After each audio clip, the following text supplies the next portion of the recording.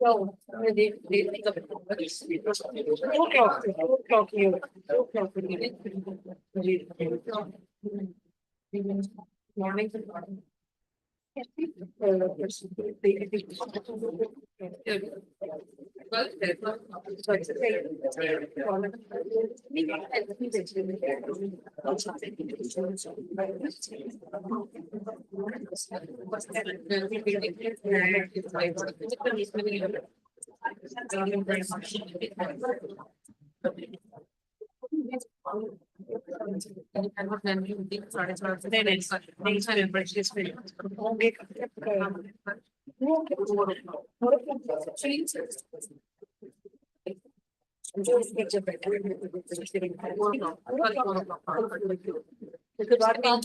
Meetings.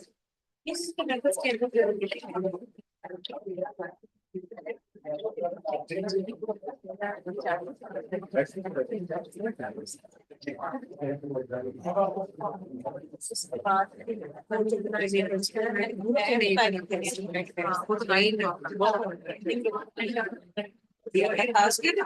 इस वक्त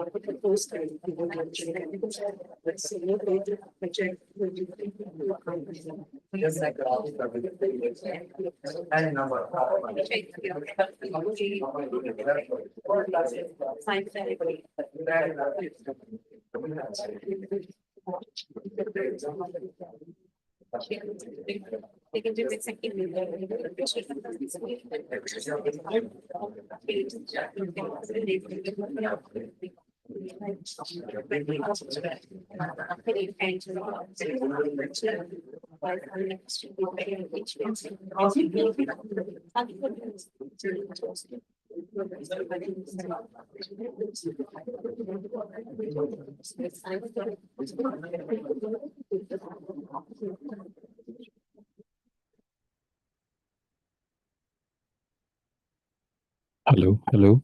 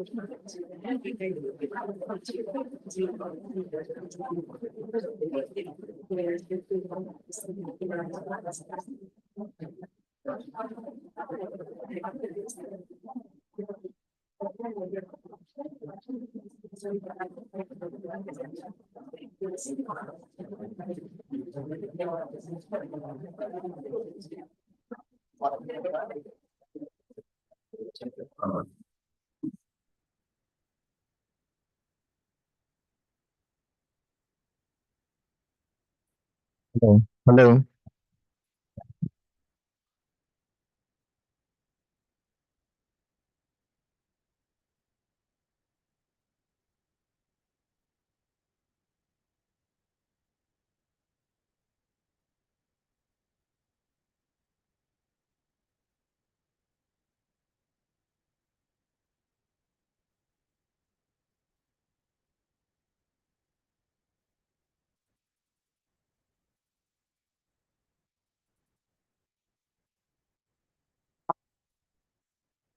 Yeah, that's fine.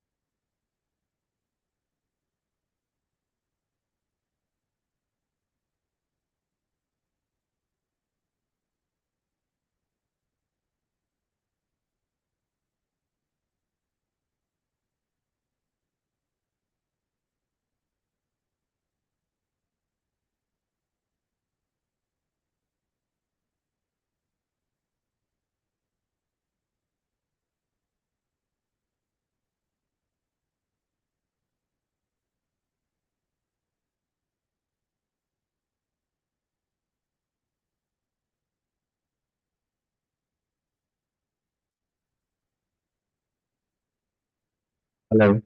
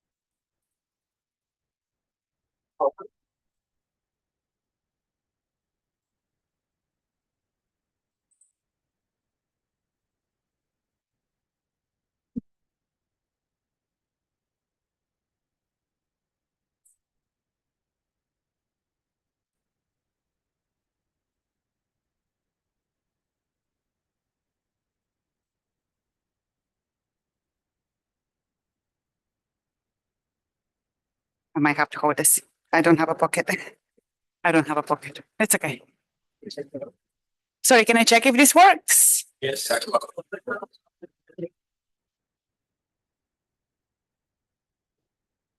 Okay.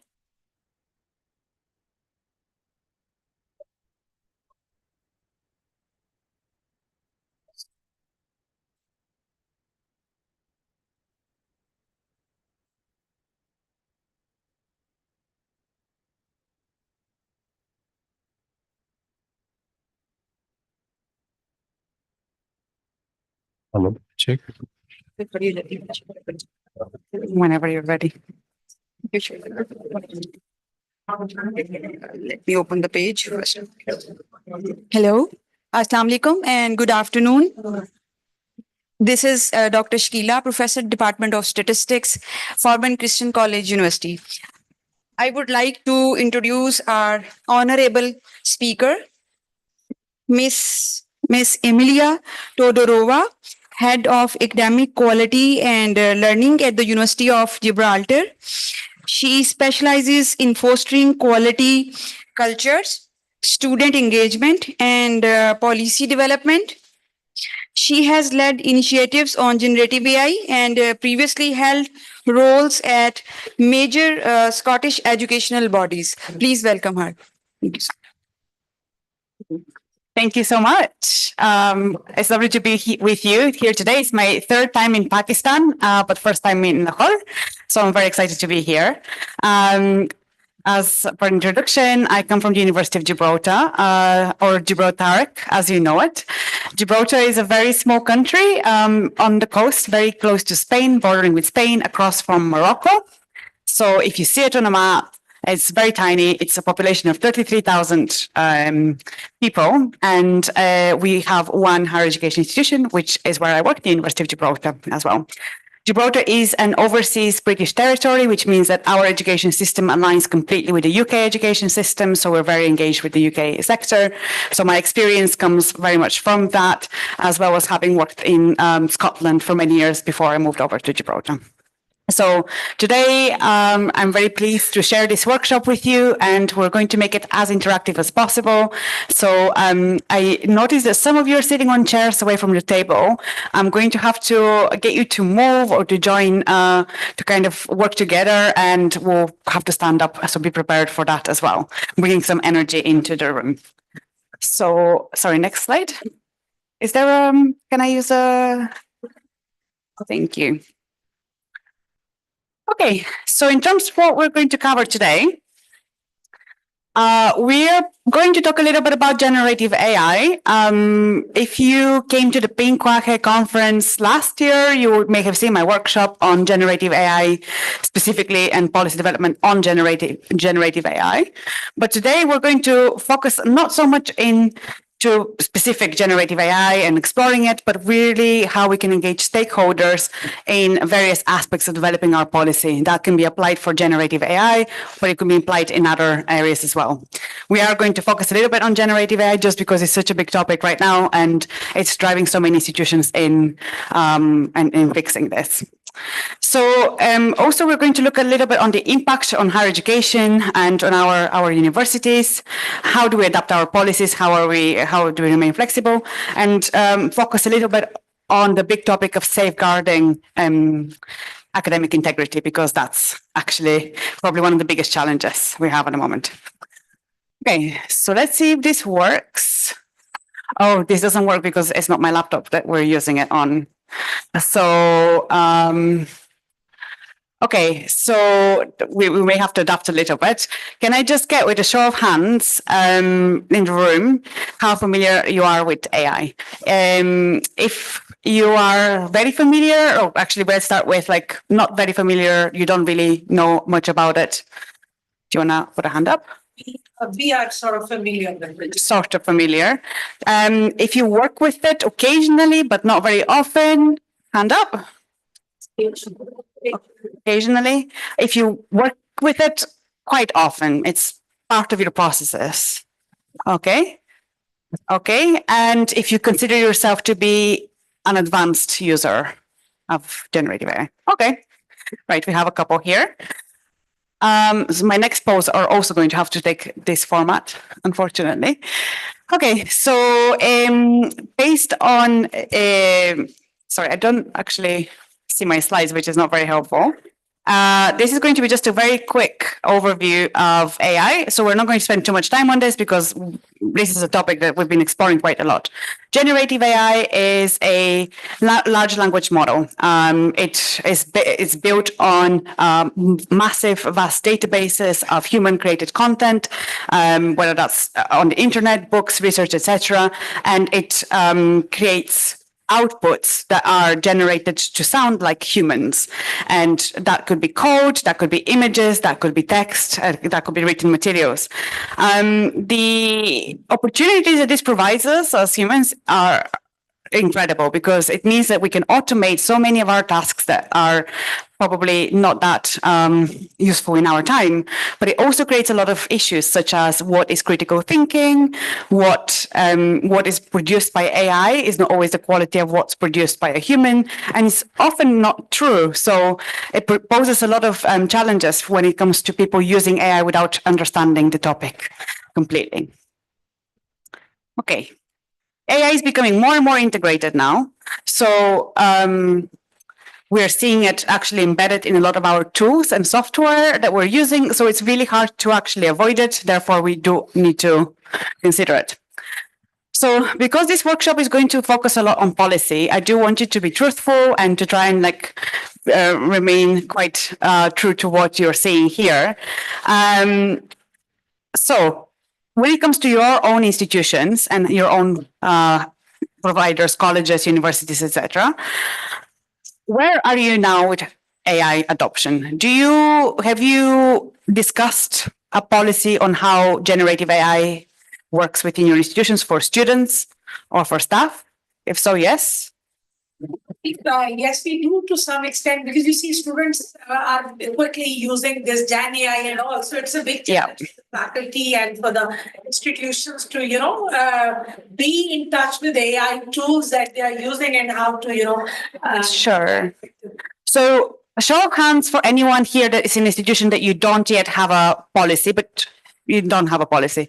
Have you had conversations?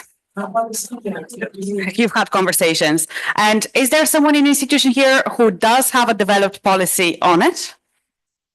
Okay. Okay. Excellent. And yeah.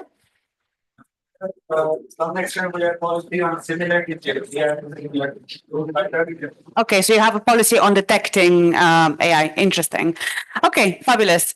So moving on, really the question is, why do we really need to think about using AI? And is this something that we should be considering? Can we just ban it because it's posing so many questions?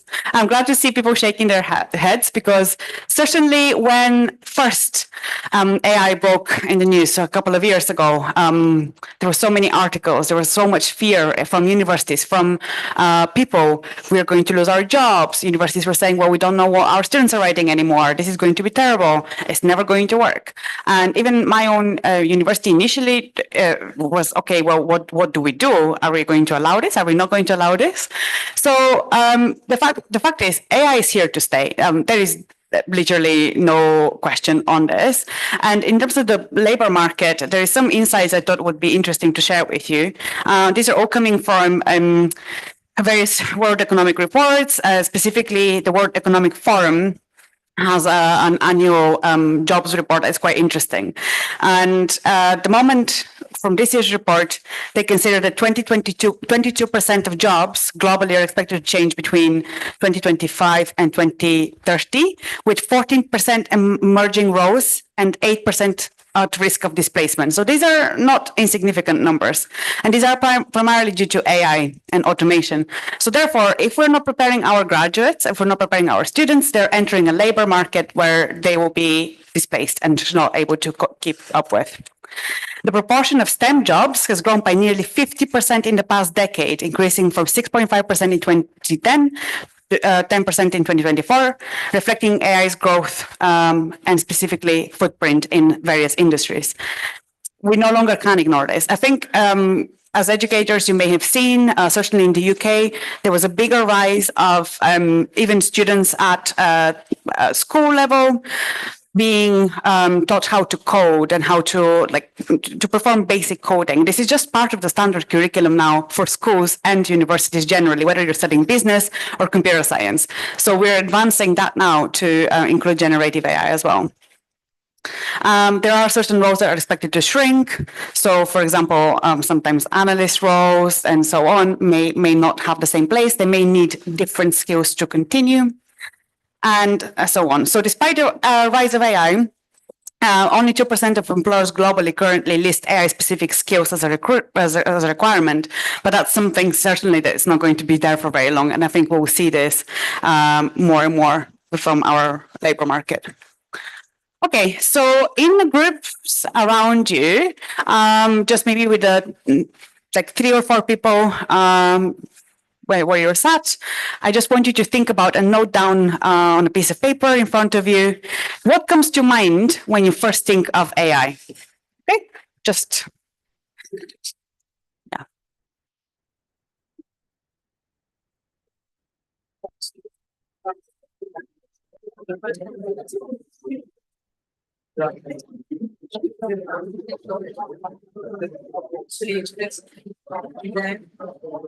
I'm trying to send you the link, but I'll send you. If you have an email, just email me. Okay, sorry, can I?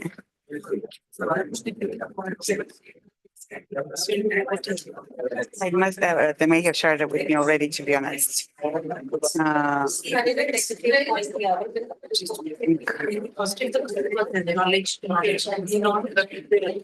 not on my WhatsApp number, so you can just send and then I will respond. Are you in any of those groups that are for the conference by any chance? Okay,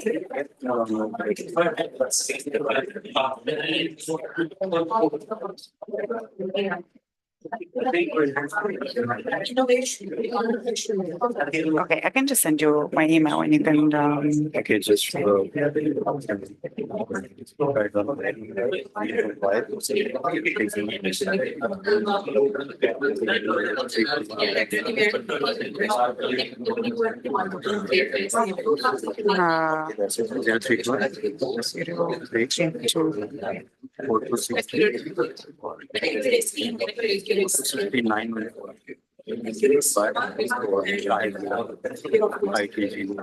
think it's probably just. Sorry, can you spell your name? Yeah. Yeah.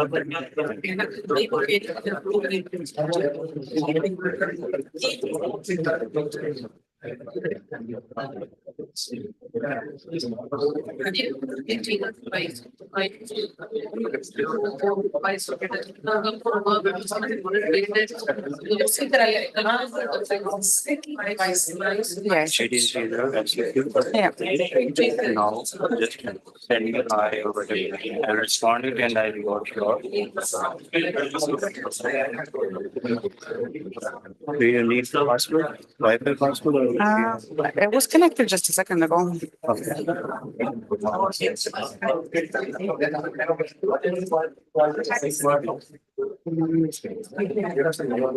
you have the password for the Wi-Fi network?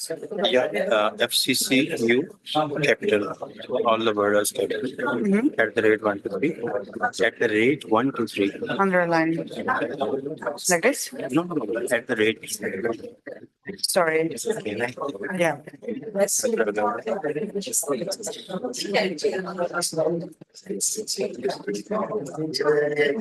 This one. Okay.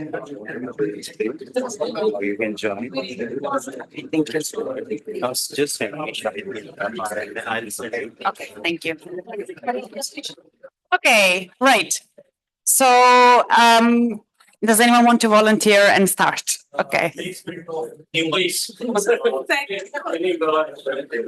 Okay, replacement of humans. Replacement of human, its abilities, capacity, and every walk of it. Okay. Wow. Okay, thank you. Over here. Yes, it saves time. It is very innovative, but sometimes somehow it created bias because it is trained like that. So in certain situations, it is likely to create bias. But we also would have to relate it with the integrity and the ethics. So that is really important because sometimes it may not provide you with the most accurate information that we require. Correct. Situations and as far as your own work is concerned, so sometimes you are a bit comfortable in uploading it that it would you must not share that because you have that position of that. Of course. These are some things that we think that we are somewhat related. Okay, thank you. We have over here first. Okay, we particularly talk about tasks being the part of the education system and higher education, the administrative support, Uh-huh. while corresponding to the regulatory bodies, external bodies, accreditation bodies, we all used to write standard letters. Mm. They provide us a lot of support in writing, drafting those emails and everything that's happening in this area. Apart from this, the most important thing that I personally considered is the data analysis. Yeah. We used to put all that information down in there and get the analysis of that data. So Sure. driven approach of these AI tools is really important.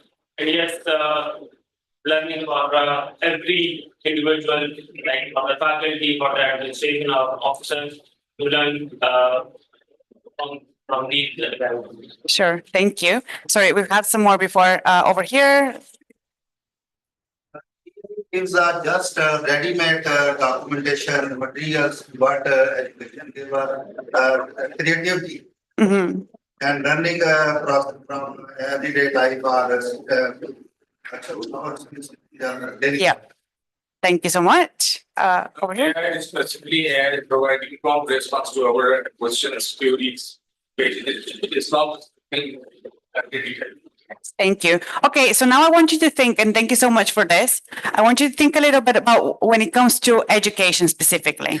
And you already mentioned critical thinking, but when it comes to your universities and your classrooms and so on, what comes to mind when it comes to AI? And we have someone over there. Thank you, ma'am. Like I'm working at the medical college and I would like to integrate, we have an integrated curriculum in which we have integrated the basic and the clinical knowledge. So we can integrate the AI into that. We can have an entire view of all the conditions, we can create a panel for that, and we can get incorporate it into the AI and it could be used by the students as well. And just time. Fantastic. Okay. So usually when I do this exercise, a lot of the conversation focuses on freeing up time and automating so many of our tasks. And it then goes into ethics and into the bias of AI, the critical thinking. And I listened to a very interesting presentation recently where someone was describing actually the learning process and how we learn as humans. And when we use AI and we basically outsource our thinking to something else, we are not using the faculties that we need to develop our own critical thinking or our knowledge in a certain area. And they concluded their presentation with a kind of a suggestion that maybe our students should be using AI and they should be allowed to use it only after they prove that they are able to understand the topics that they're learning about, they have the knowledge and the experience. So they're therefore equipped to understand their areas and they can judge what AI is giving them at this point. So they're not outsourcing the thinking. It's quite an interesting area. And we will debate later whether that's really the way to go or not. Okay. So when it comes to considering AI in higher education, there is quite a few things that we need to think about.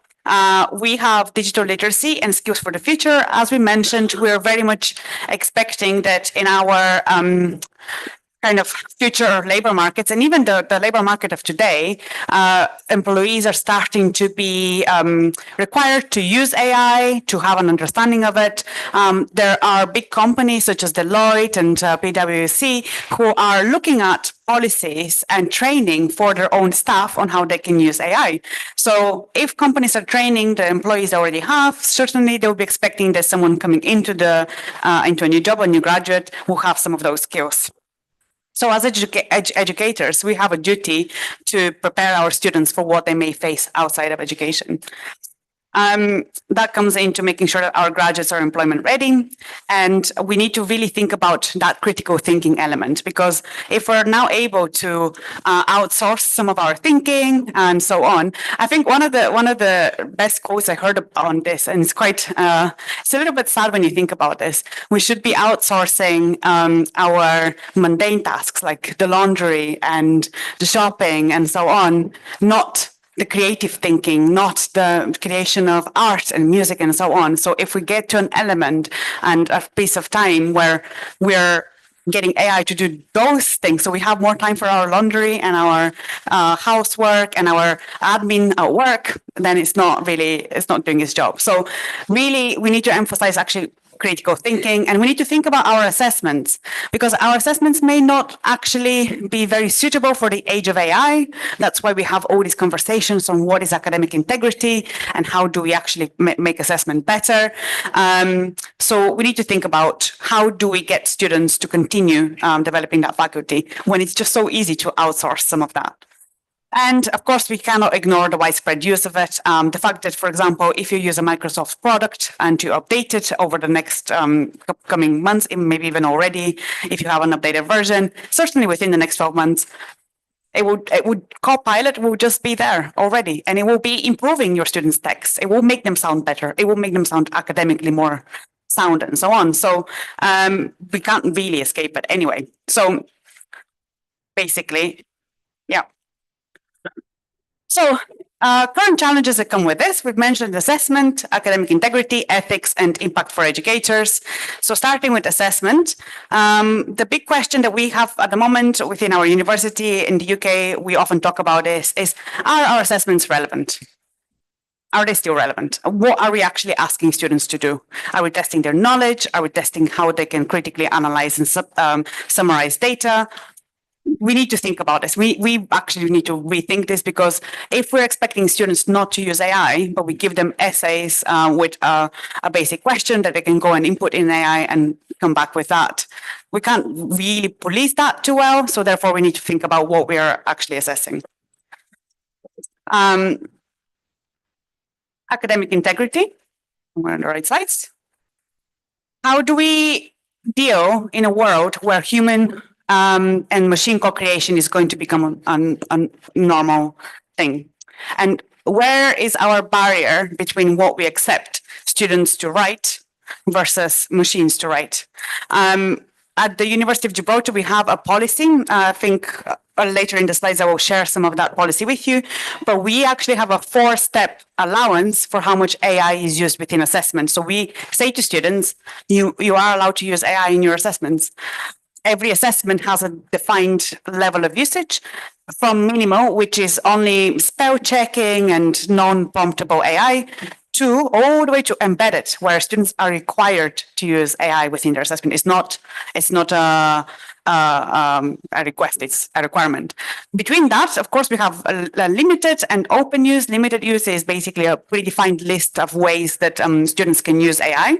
That could be, for example, summarizing a topic, getting an idea for research, and so on.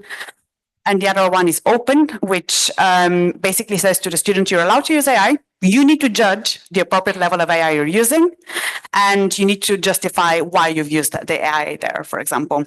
We expect students to always tell us where they've used AI and how they've used it. So we expect them to acknowledge and reference it within their text, because it's fair for them to have to declare that as any research they've used normally through a book or so on. But we are now seeing students using AI to help their texts sound better. We have a lot of international students who maybe don't feel too confident with their English, so they use AI to make them sound, better. Sometimes they've gotten in trouble in the past because we read their reports and we say, well, this is not written by you. Who wrote this? And we know that AI has had a chance in writing this. So now we have this kind of definition that helps us. And certainly we see this as a way to make sure that students are not disadvantaged because their use of language is not as good as a native speaker, for example. But there is a need for clear guidance on the use of AI. You cannot allow students to use AI without being clear on what you're allowing them to do, and being clear with your assessors, with your lecturers, with your policymakers on what that means for them too. So we need to really think about what plagiarism means in the era of AI, and how we can actually allow students to use that. Ethics and AI is such a massive topic. We can probably sit here and debate that and speak about this just for the next 3 hours on this matter alone. But you've already mentioned a couple of things that are quite important. Bias of AI data. It's a problem, because at the end of the day, AI algorithms are trained by humans. And these humans are usually based in a similar geographical area. They'll have their own pre-biased level of or knowledge that they're putting in and so on, which means that there are areas that would be overlooked, would not be included in AI. That could be whole academic topics, more niche academic topics that could be based on geographical areas and so on. So if we're then only relying on that data to create more new content, then obviously it's just going to funnel us more and more and more. Someone mentioned having a policy on detecting AI. That's a very interesting area. So we at the University of Gibraltar have decided that for the time being, we do not use AI detectors. Our students know this, our staff know this. It's a topic that comes up as a discussion once or twice a year, whether we should or shouldn't allow. We have made a decision not to use them because at the end of the day, currently, there is no AI detector that is deemed to be completely fair and actually accurate.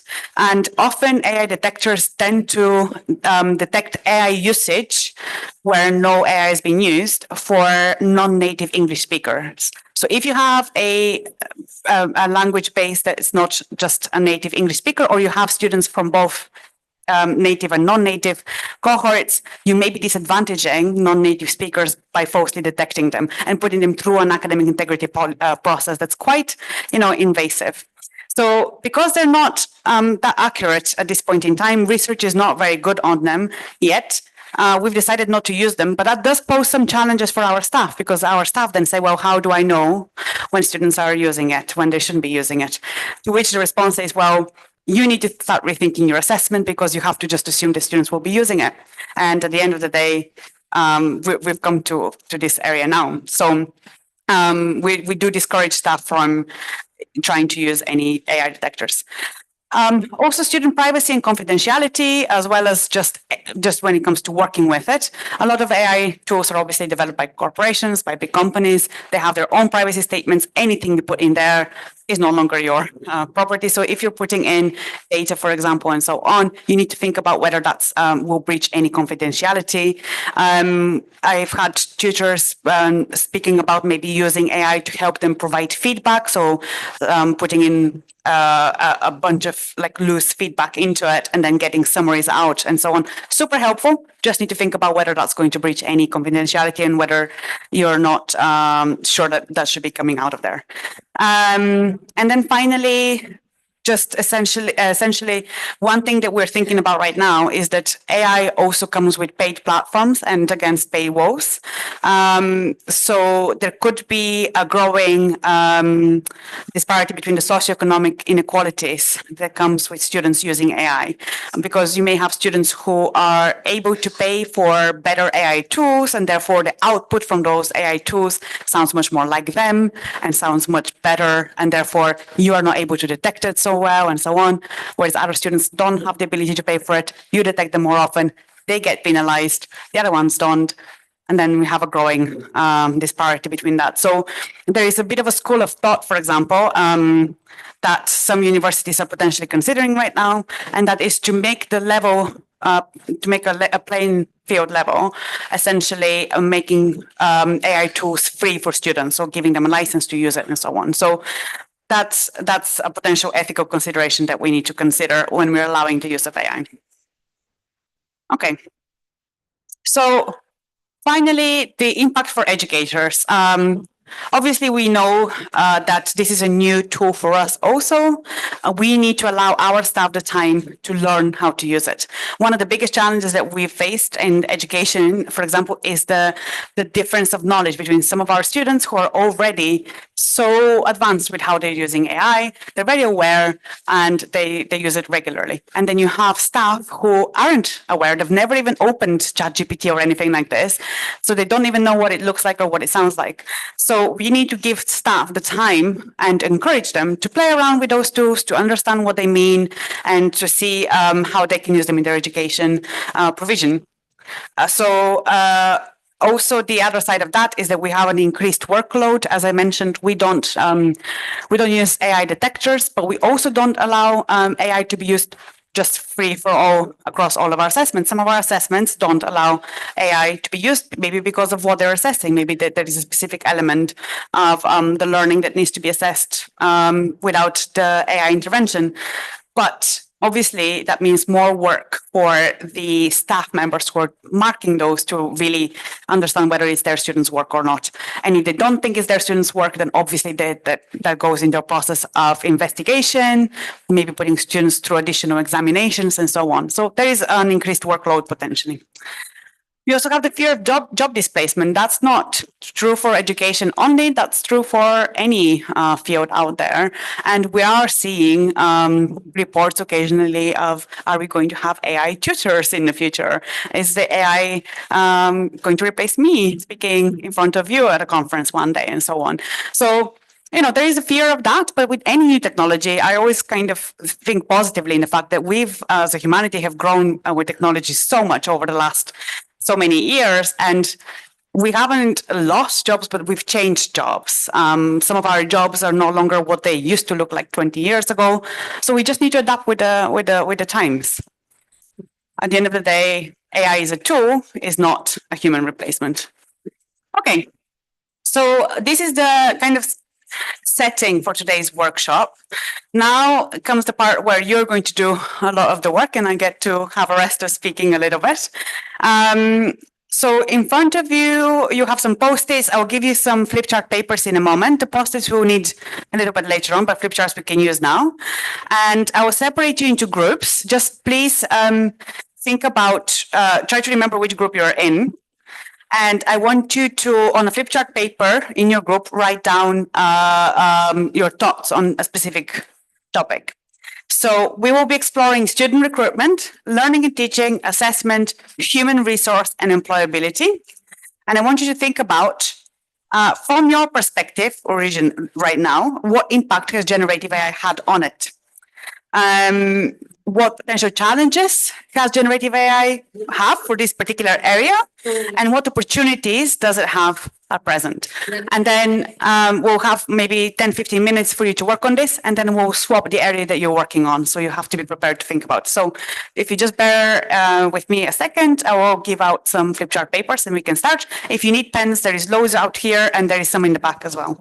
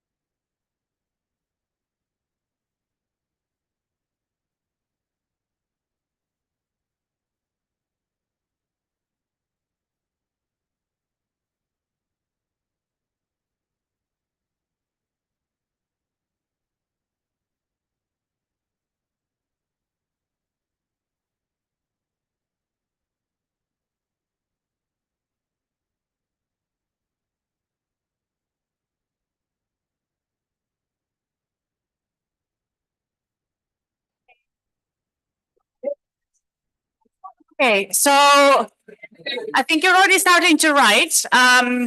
If you don't have a topic already written, I think you've already chosen topics or no? Okay, right. I'm going to start giving you a topic. Sorry, can you just bear with me 1 second?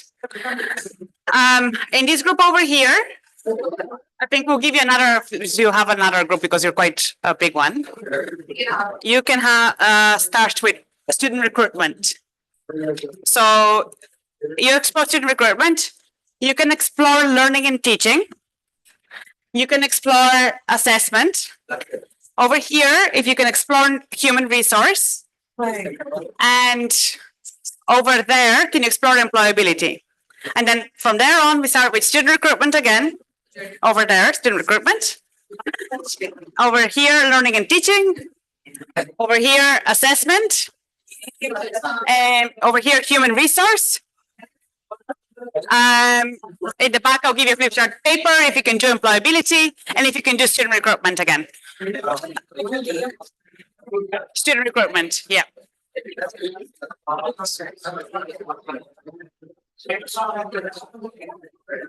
No, you will switch later. You have to think about other topics. The point is to make you think about areas that you may not.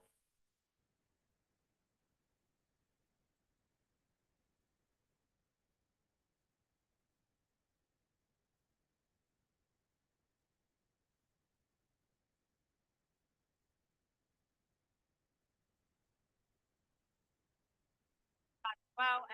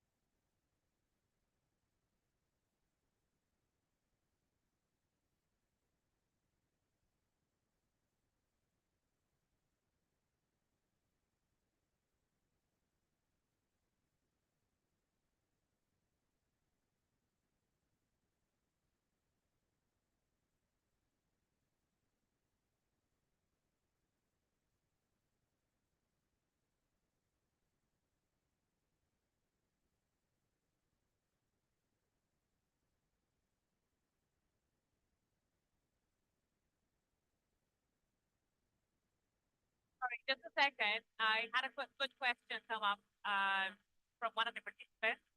If you have student recruitment as a topic just now, we're talking about enrollment in student recruitment in their program. Okay. When it comes to employability, we're talking about graduates and youth. Okay.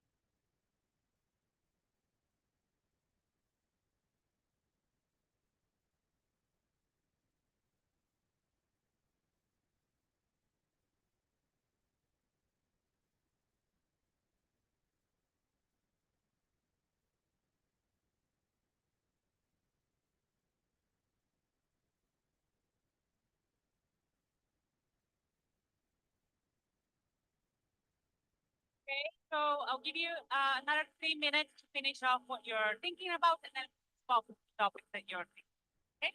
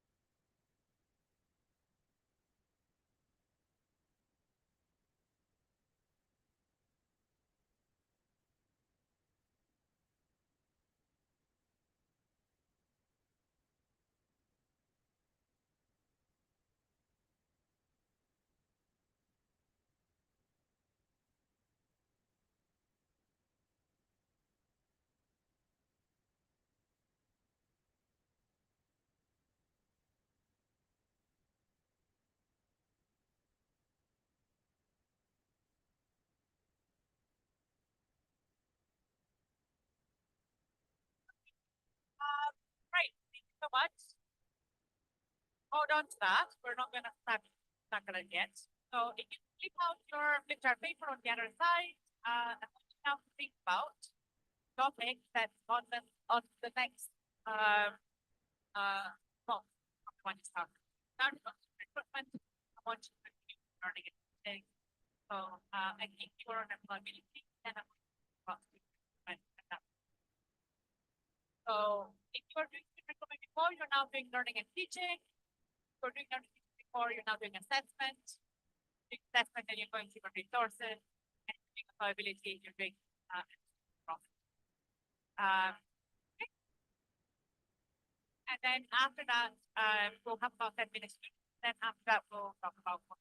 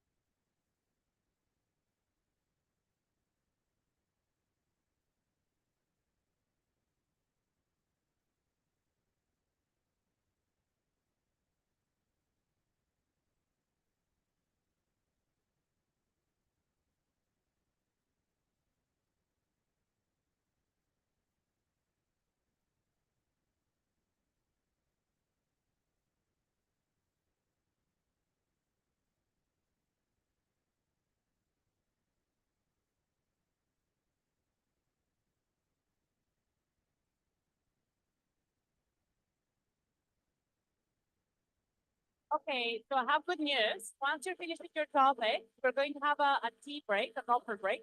And when you come back into the room, we're going to discuss what you have written in the two areas that you were exploring with your group, okay? So we'll finish up in the next 5 minutes, have some tea, and then we'll talk about what you were.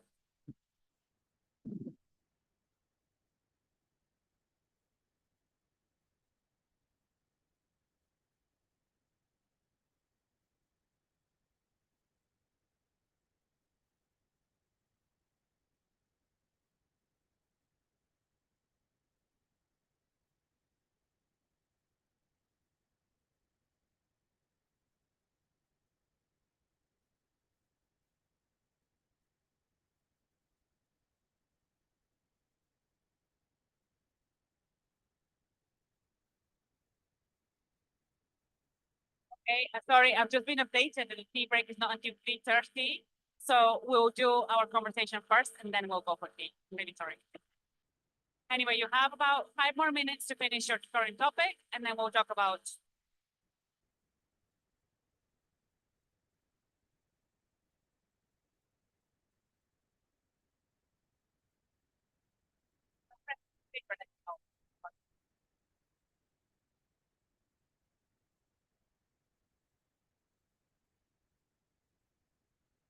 Well, you apply it quite differently.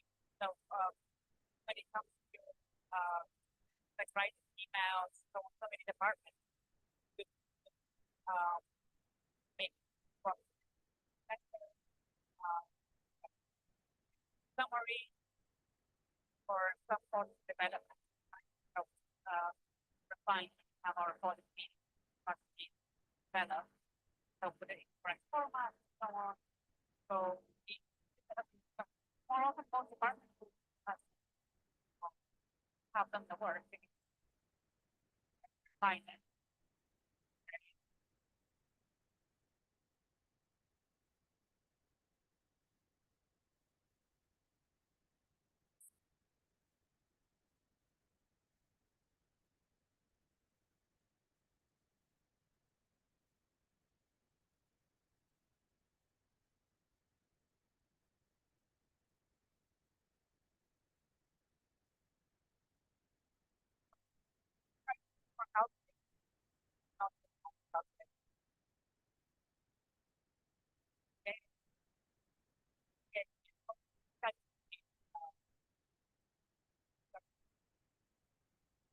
Yeah, the profile.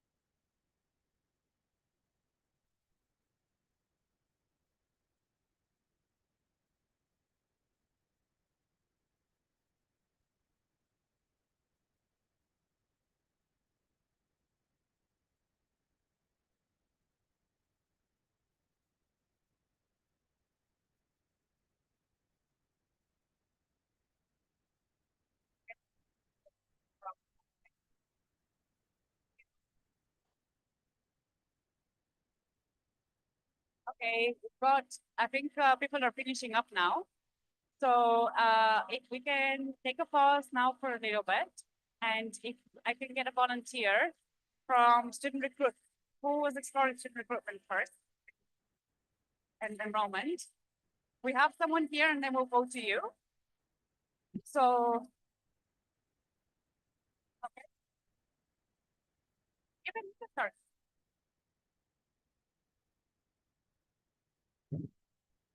Okay.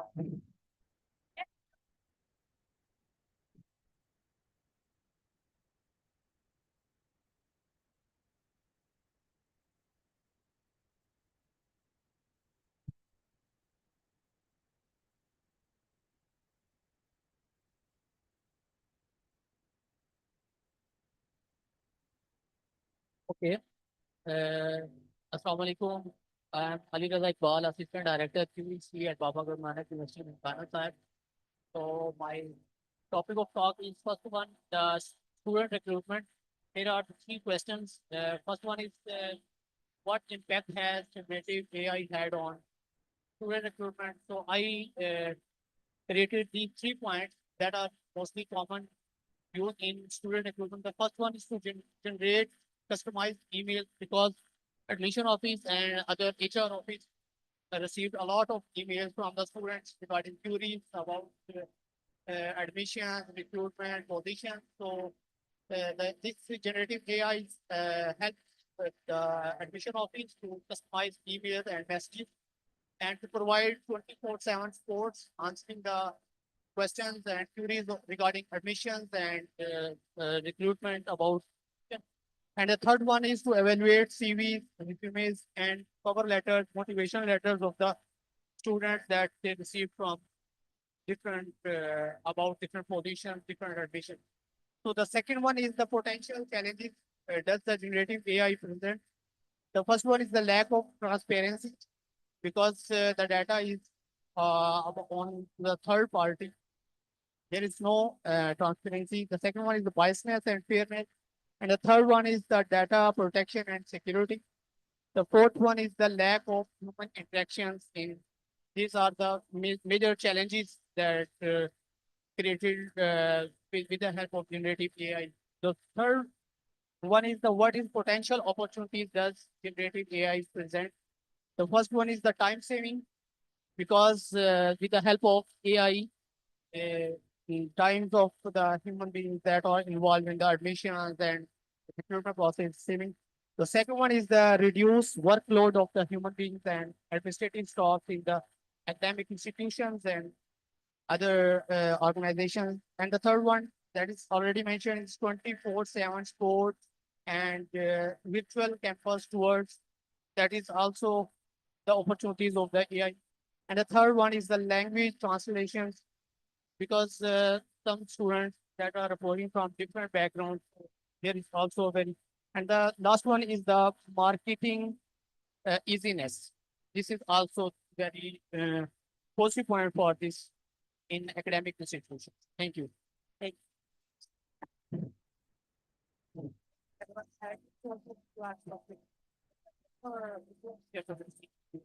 I don't think it is.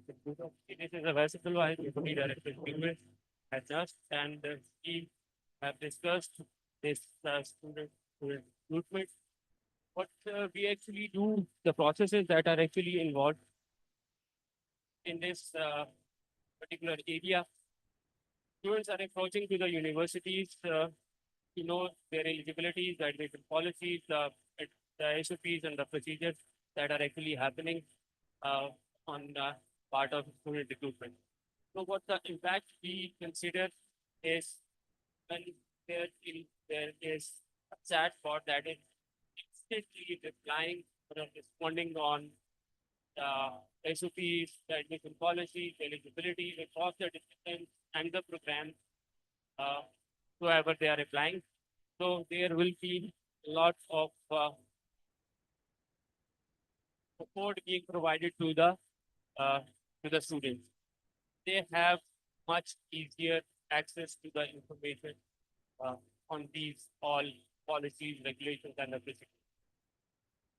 And when we talk about the challenges, obviously, the privacy, the data, the personal information of the students, we all know we require the father name, CNIC, and lot of data being asked by the regulators. So there can be breach of that confidential information. So that is sort of concern. When we talk about the human element, people would be obviously replaced by that particular chatbot, as the chatbot would be preparing the merit list. So there will be a very minimum involvement of humans that would ultimately be a challenge. On the other hand, it would be a cost-effective model as well, but there would not be any humans involved in. So yes, humans can actually take their time to think of something really strategic or long term. So that is also an opportunity in there. Finally, when we talk about these potential opportunity, when the applicant has access to all the information on immediate basis, the people across the globe be going for that particular institution. They'll be approaching that institution, and there will be enhanced student enrollment, what we consider. So there will be a lot of support on the part of internationalization for the institute. Thank you. Okay, if anyone else has student recruitment, is there anything else that you thought about that's not being already mentioned? Okay, so we can move on to learning and teaching. Do we have a volunteer from whoever's primary subject was learning and teaching first? Over there? Yep, I'll just bring over the microphone to you.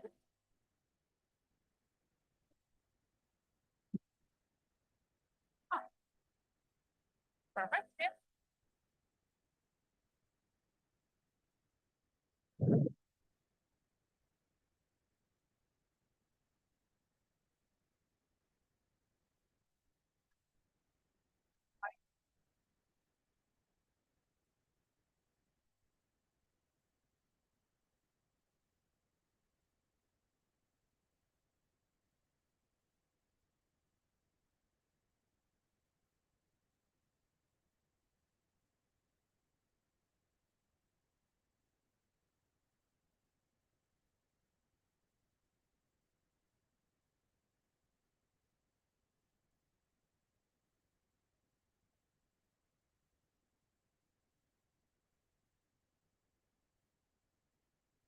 Okay, so we have learning and teaching now.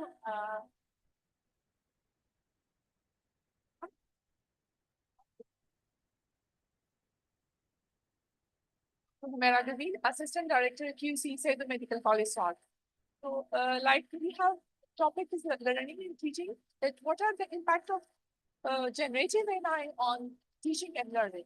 So the first thing, it has compromised the creativity and critical learning of the students.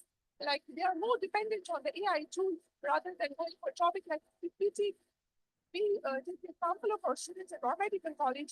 They used to stay at the hostel at home rather than coming to the classes, and they're more focused on the AI tools. Like so, it's good. Like there's a much more gap.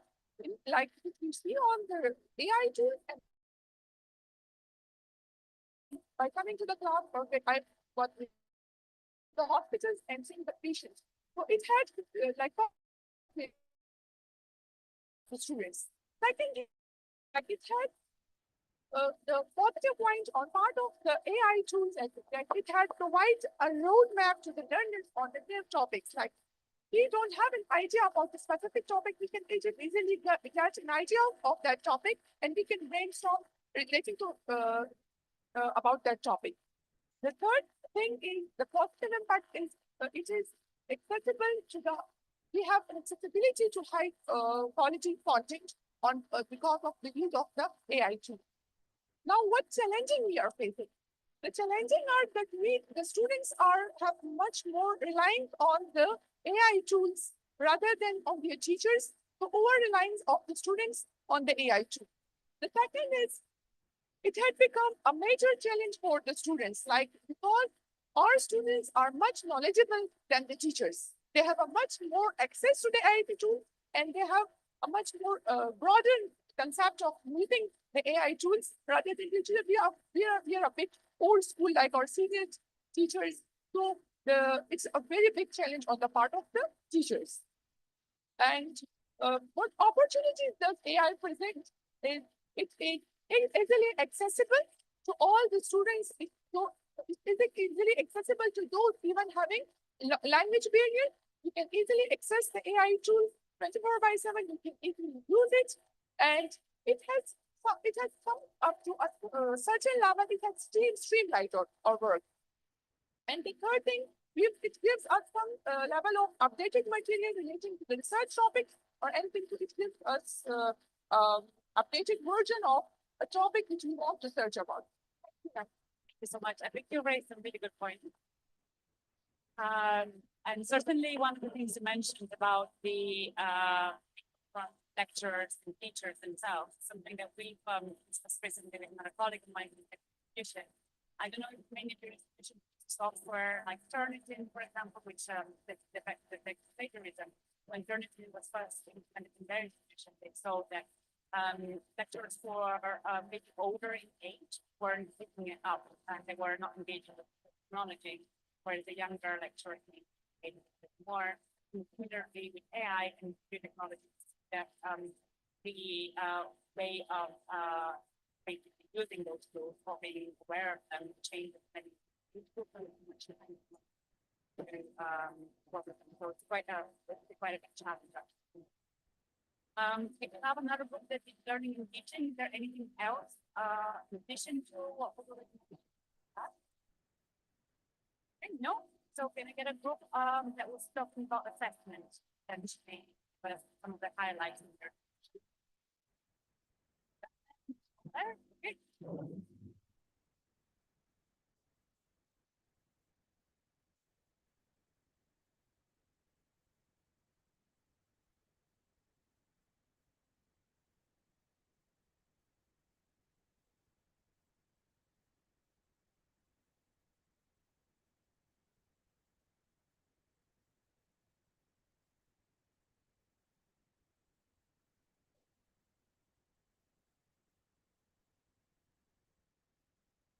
Our topic is, sorry, you might. We have made a very quick response. In fact, we have identified that ChatGPT would be helpful for analyzing the tools for assessment, providing the framework, easy sorting and analysis, identifying figures, patterns, and representation of the data, tracking student progress, and idea generation. We talk about challenges, then data is very important if we talk about AI for assessment. The second would be it provides mostly repetitive, irrelevant, and made up stuff, and references mostly AI. The references most of the time are incorrect. If we talk about the opportunities, then if we give the right prompt to AI, then we would have the right assessment tool for us, and I think we would.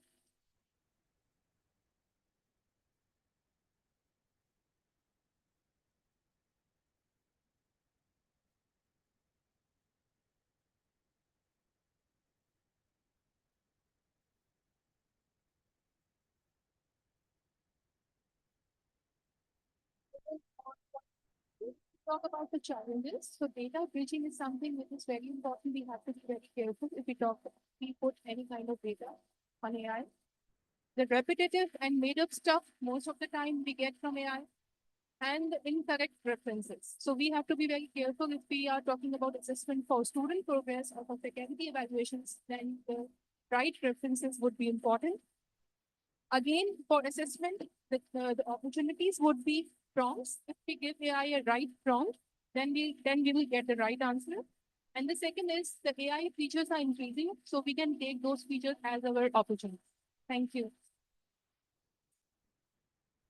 Okay, and later, in the second part of this workshop, I'll share a little bit more about our university policy on this. One thing that we have found very interesting, so this year is now that we have a defined policy of what we allow in assessment when it comes to AI, we have some programs that use open AI assessment. So basically, they allow the students to judge what is the appropriate level of AI to exist, as long as it's not in the reference. Is that the big factor for the here, which is maybe over reliance. And the important thing that worked for the level of the program wasn't actually enough. So for the level that they were working, it was just not good enough. And therefore they were getting lower grades. So they weren't penalized for using AI, like plagiarism or this, but their grades were not suffered. So that has challenged us to think about actually how should they well, are they using AI well enough to actually help them out. And in the case of the second semester, where they have used it, they either use it better or they can rely more on their own research and their own kind of critical thinking, because AI has so we found that quite fascinating. Okay, any assessment from any other groups? Okay, over here.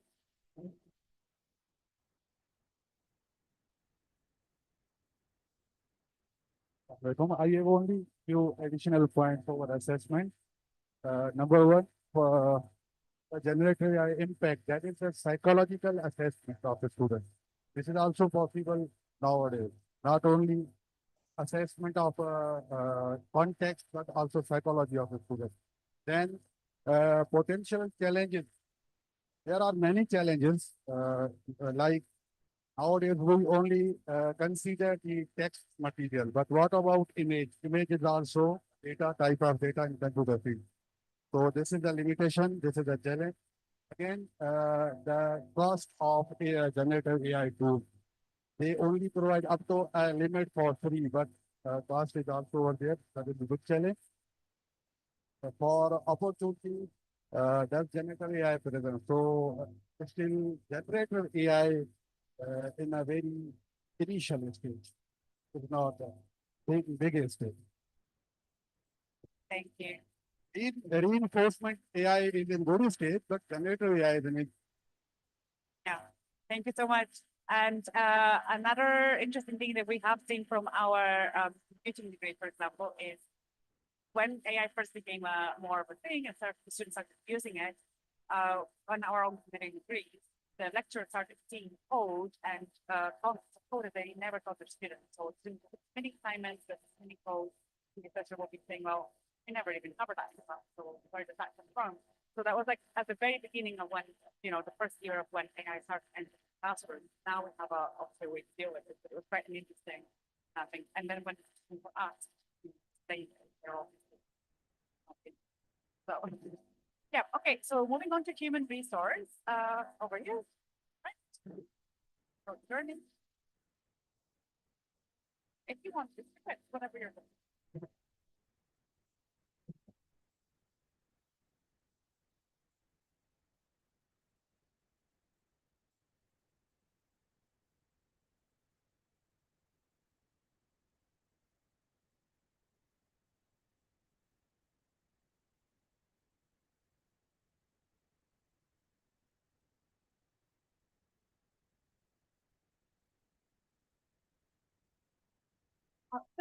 I'm heading statistics department at Kirik.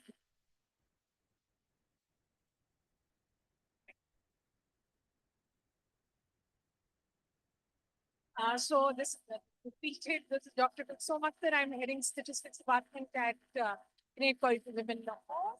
So as far as basically being given this task of,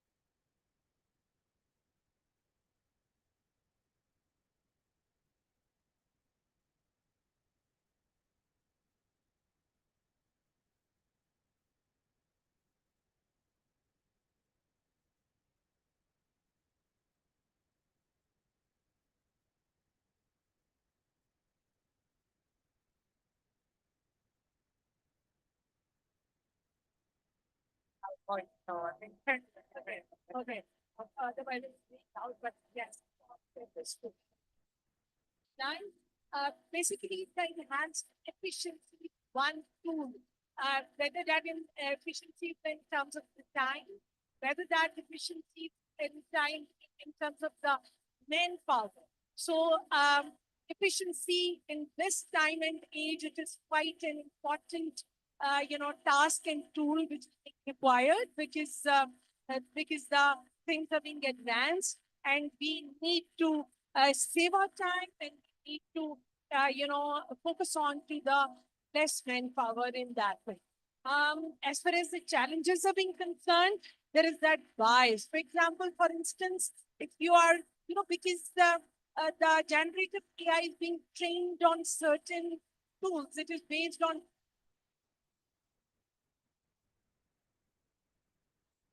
so basically, what it is likely to make, it may create gender biasness, for example, for instance, or it may also create the bias on the basis.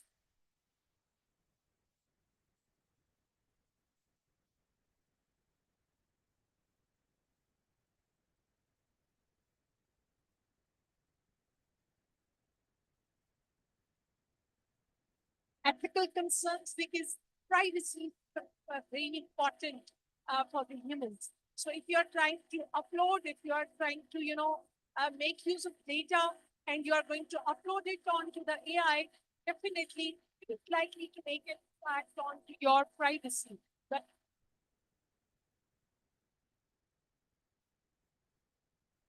talking about resistance, you see, most of the times some employees are resistant to the change and they are not.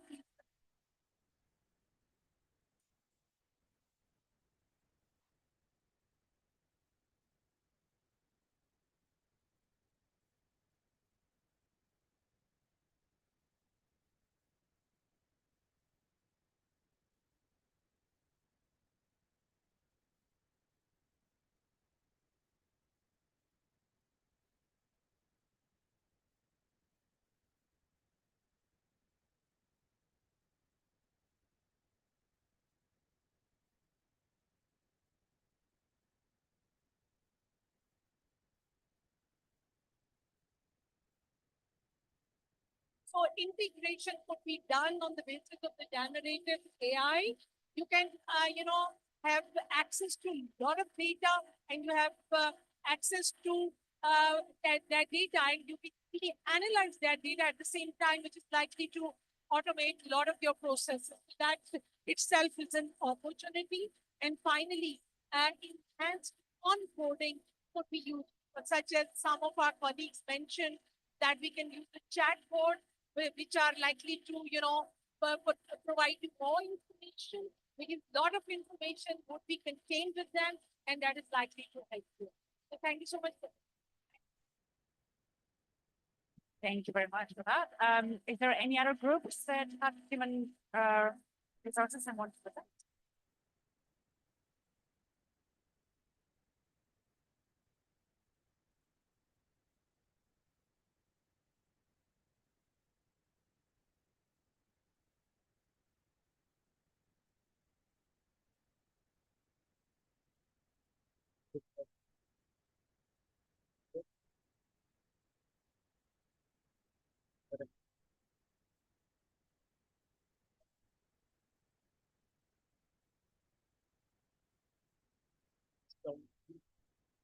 Bigger impacts, for example, automated speed of outlisting of criteria for the hiring process. So going to speed up the hiring process, so hiring process is another, right? Then as mentioned by the could be conducted using chatbots, automated correspondence. For example, there are many that they the job description. Similarly, one major task of HR is by creating capacity building. So, say I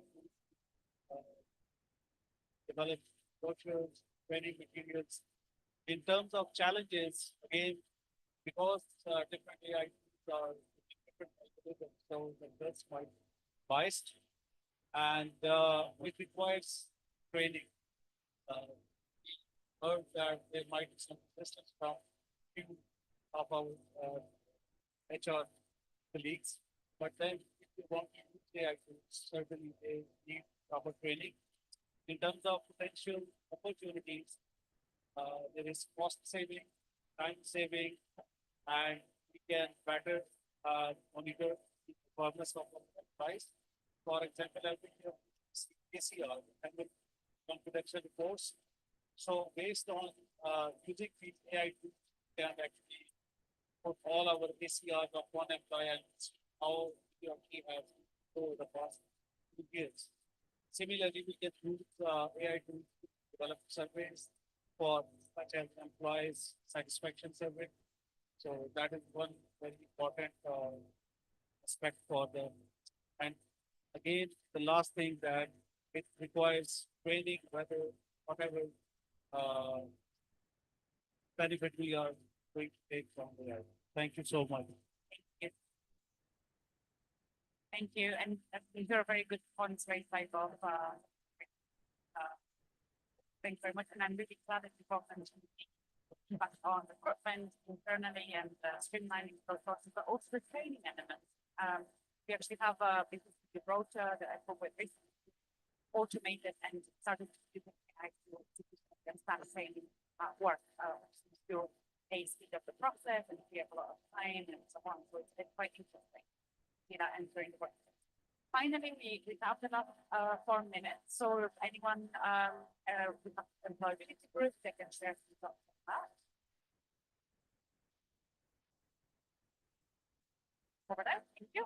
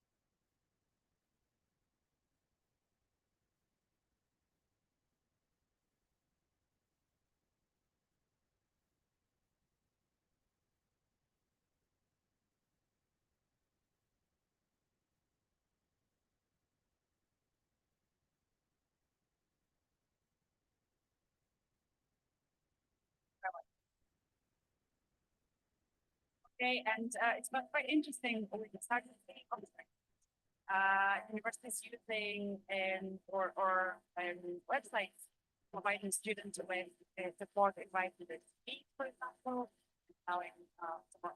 You want that? We have 1 more minute. That should be good. Yeah, 1 minute.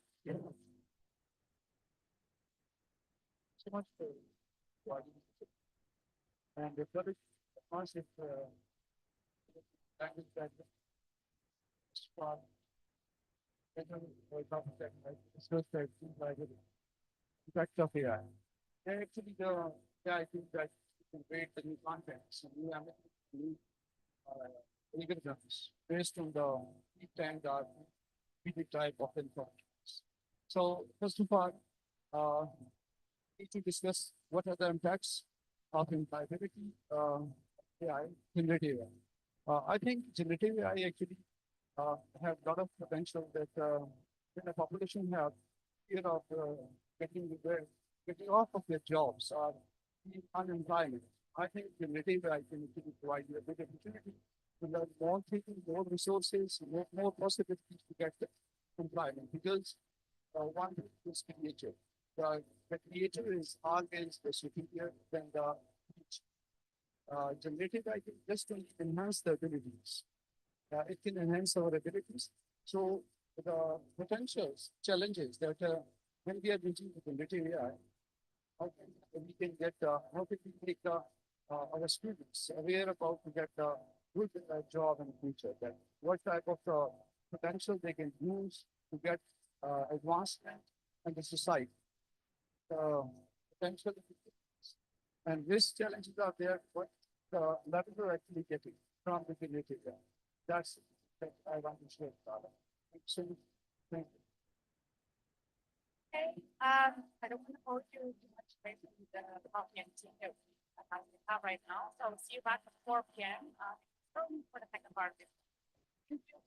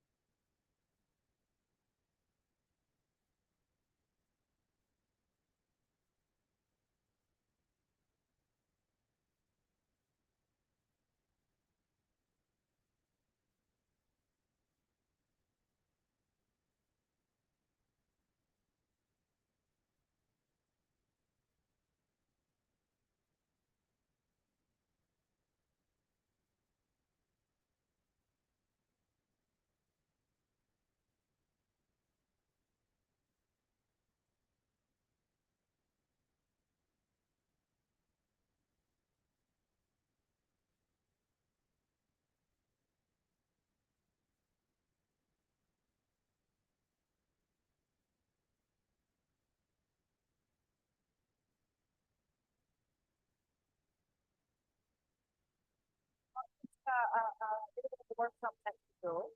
There is another exercise I'd like you to do, and then we can move on to some examples of practice.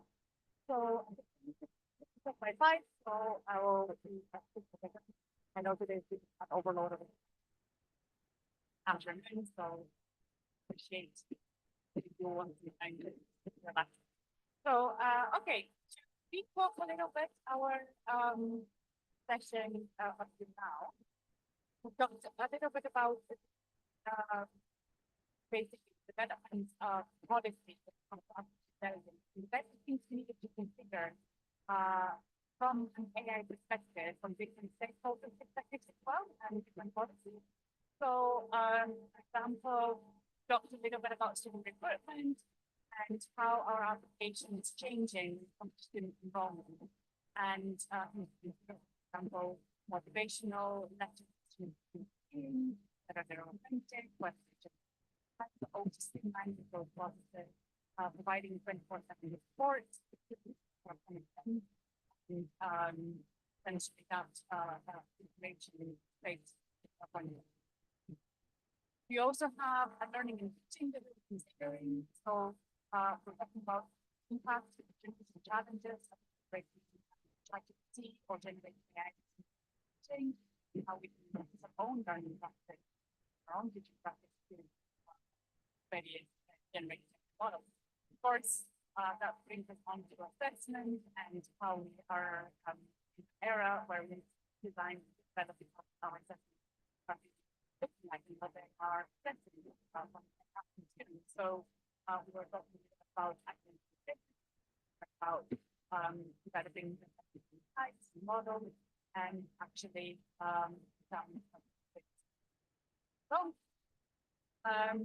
also we need to educate students and staff ethics, AI bias, and critical thinking. We talked a little bit about human resources, and a lot of the conversation focused on streamlining processes, employment, and then about training, and investment. The other about everyone.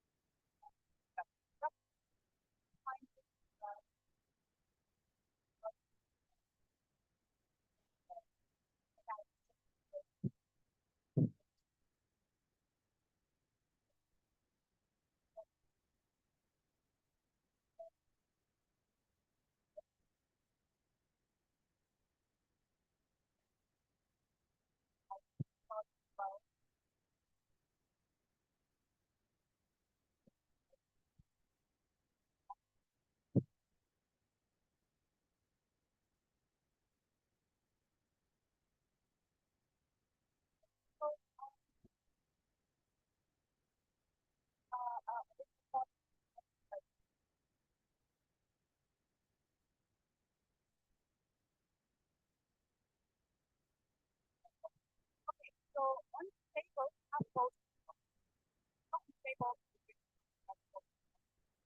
from and over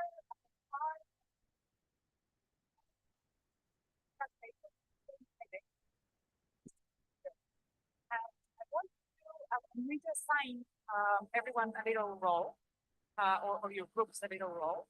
And I want you to think about the policy impact and the need you might have in this role and what policy aspects you need to implement in your designated role. And put your comments on a post-it note, on a sticky note, and add it to the relevant column. So you're not going to focus on one particular area like we did before, but you are going to take on a stakeholder viewpoint.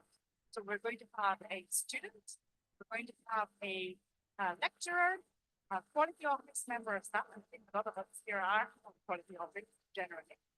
Student experience officer, student support office, an employer, and vice chancellor office. So as I know that you're not going to be taking on this role per se, it's not this role right now, but you were a student at one point in your time, so we should think about that point. And whatever your role is, I just want you to try and think from that stakeholder's perspective. What is important for them to consider? What areas of policy in those topics would they need to think about, or would they need to be developed for them to whatever they think? What additional skills, training, or knowledge would you need in that role in each of these parts of the journey? And how does the policy make that from your perspective?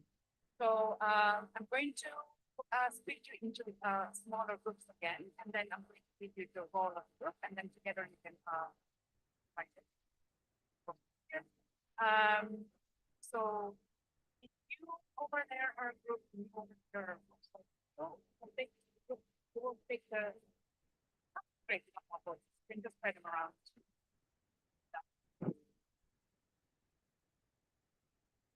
Okay, so I'm going to start here. I want you to think that you are a student. Okay, so what policy for example your students in the first time with AI? Can I ask gentlemen to join the gentleman over there? And you can someone group together. And I want you to think about you as a lecturer, your stakeholder group is lecturer. Your group over there would be the stake group of quality topic. So your quality officer or department. Would you join them? Yep, yes, join them. Then that means that you, from the gentleman there, join the ladies as well. From the student experience office or student support stakeholder group. And can I ask you in the back there to be the viewpoint of the employer? You will be a employer. And the vice chancellor's office. And what do you want to be? You want to be QA? But that's why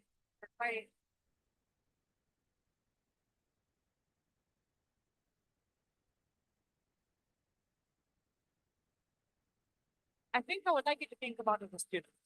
Think about it as a student, because that makes it makes it harder. Okay, right. You had a question? No, you don't have to pick the topic. So you have your stakeholder group. Sorry, just a second. As many as they apply to you, as many as they apply, and you can please separate them per topic so that you can stick it to the correct topic over there. And if you can identify in your post-it note what your stakeholder group is. So if you're saying from the perspective of a student or a lecturer, and this is a statement, and then you stick it into the relevant area. You may not address all five. You may see that you're addressing like 1, 2, or 3, but everyone will be affected.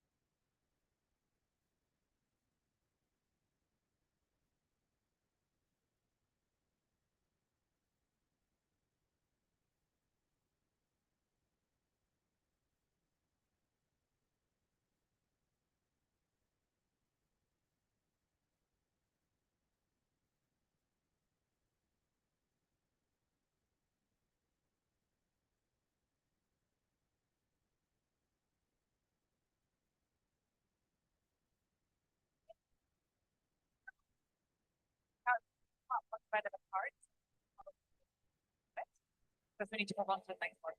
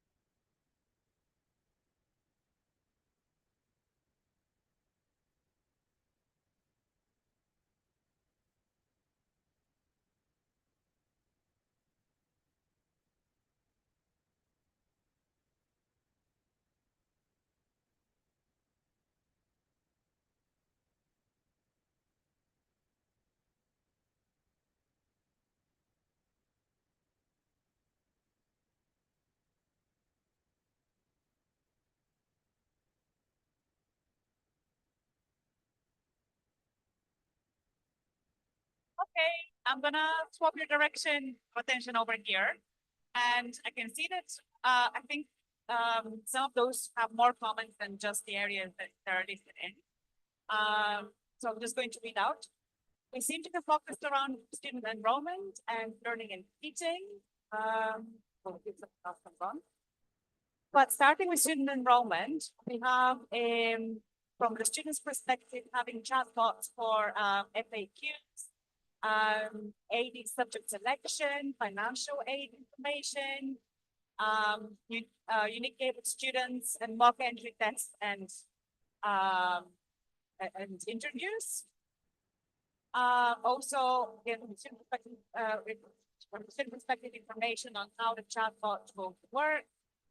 So this is about transparency. From a student support perspective, sorry guys, you can minimize stuff while I'm talking because you can't talk too much. From a student support team perspective, we have student recruitment,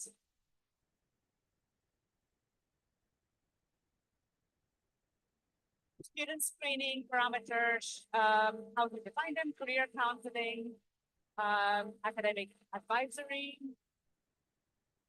Again, from the student perspective, we have visibility and access to policies, training on policies and integration, automation integration.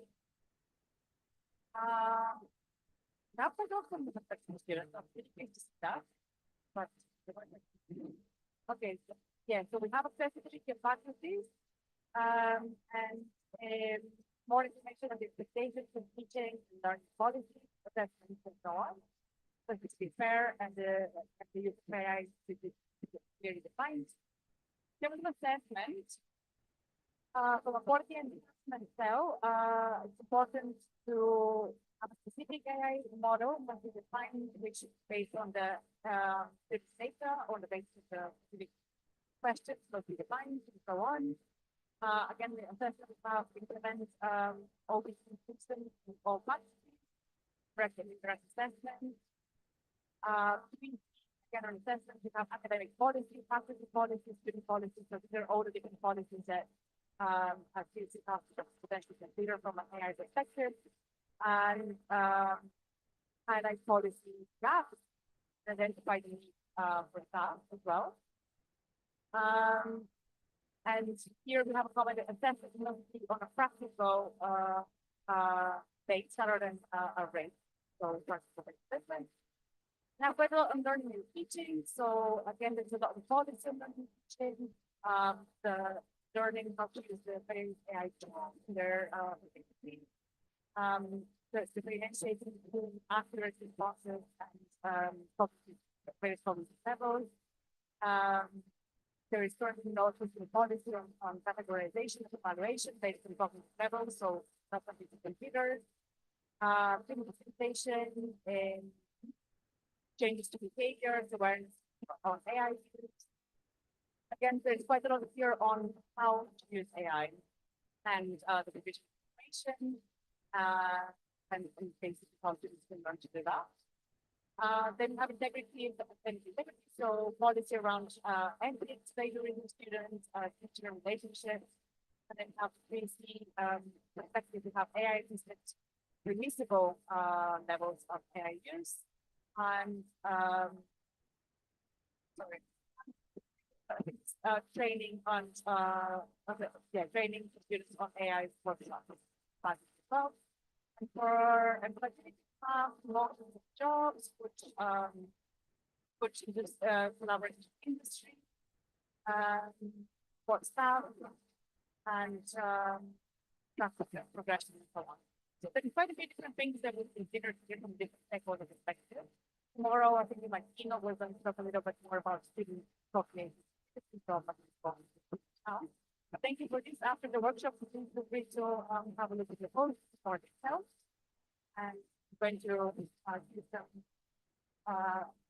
summary of practical examples.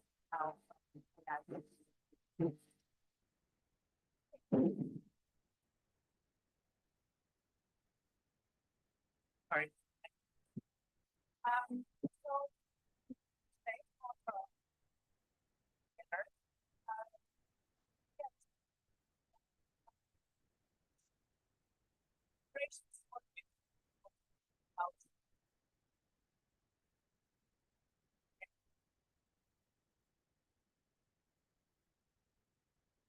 So today, so this is a screenshot. It's not quite old, but I love seeing it every time I put it together. I actually have it together. It's from, I think this is 2021. Sorry, 2022 quotes of an AI policy when the judge first started that's the format for everyone to use and an academic important actually expect you to be. You have to be quick. You have to know what you're doing, but expect you to use it. So you have to prepare that you quite minimum effort if you get you can get output that you are going to report. Don't trust what it says. Don't know the aspects. Talk a little bit about the fact that AI can do accurate reference. Actually, how catch out from me when need to whether a student has a problem with AI. Want to look out for whether the reference actually AI is a tool, and actually a lot of people are talking about that.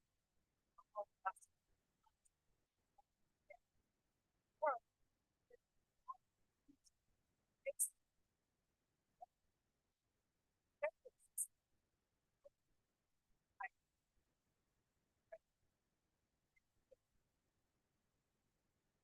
so need to manage it and every tool. So in this sense today, quite forward.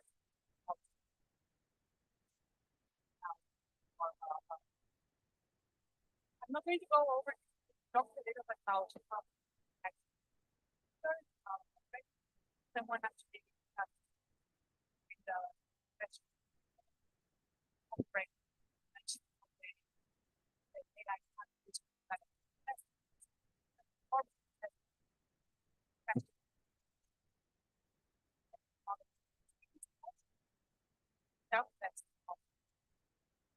Again, option, especially each and not affect.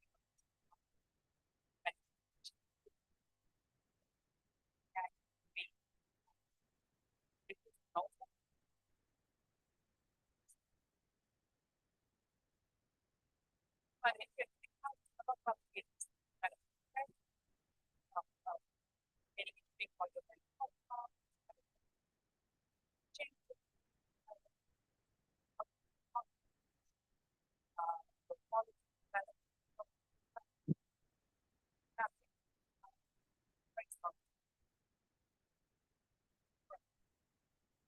so obviously from Gibraltar and I brought this over like and think about public so we have a page for we also have a guidance for our staff.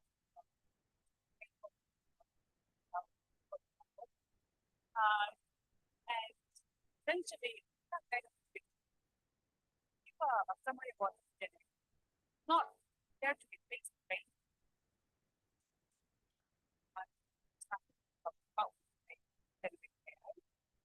Examples of how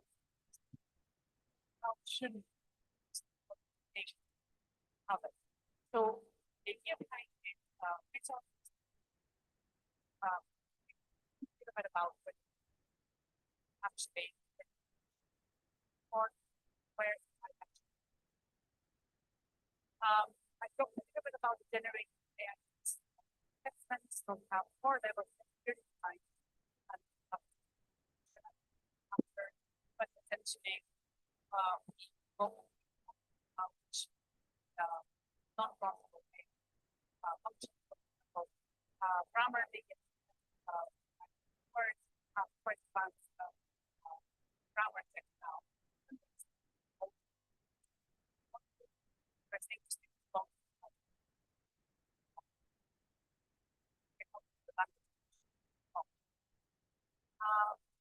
Limited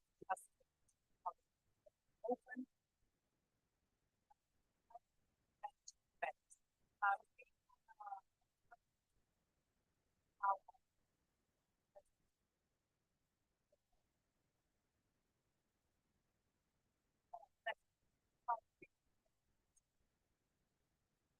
so they're not essentially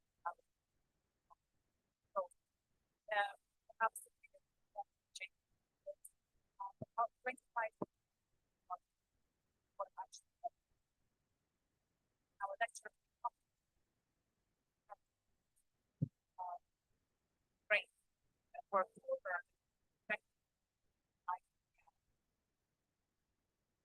over right or something that affects the market. They were based on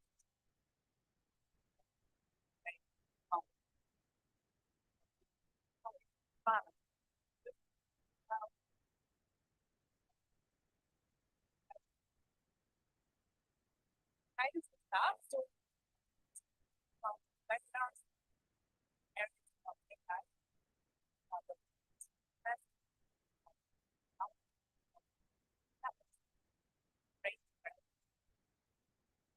of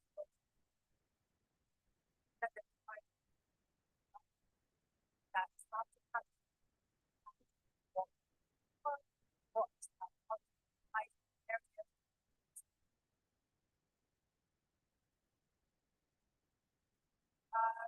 So we're not encouraging students.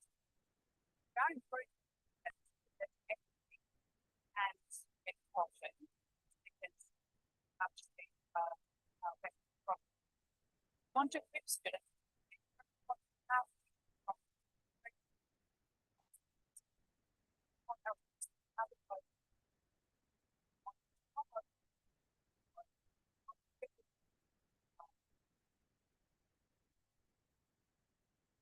I spoke earlier about check learning.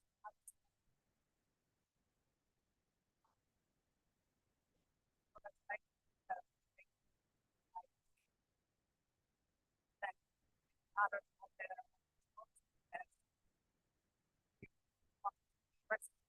and fresh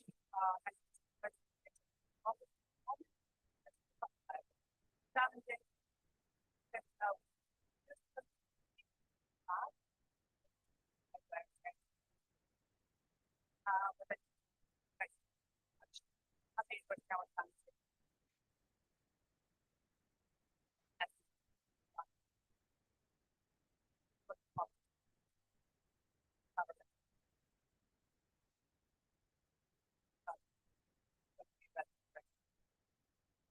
So how is AI really used by students? And it's great.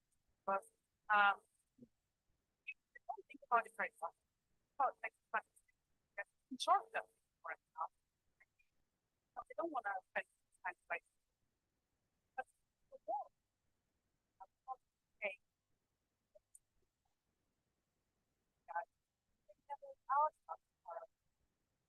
Especially the want to do very well there. They were quite hesitant or sure what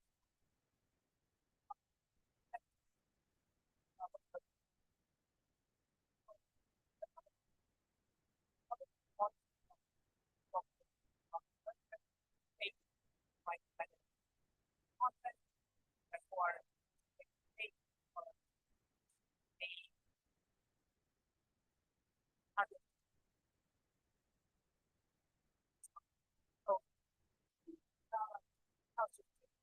often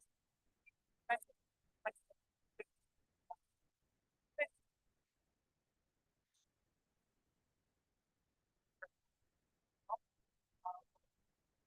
grammar and there was debate about whether content and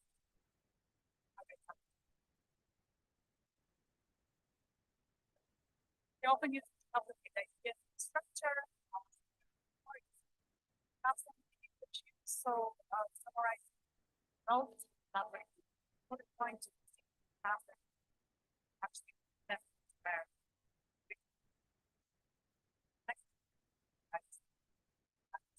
more about it. And then okay.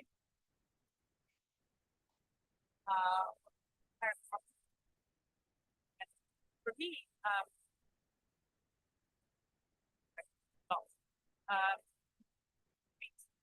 comment like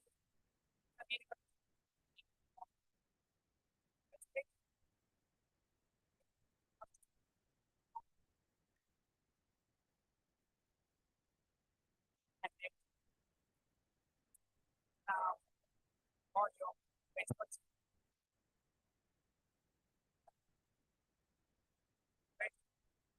But for the very level,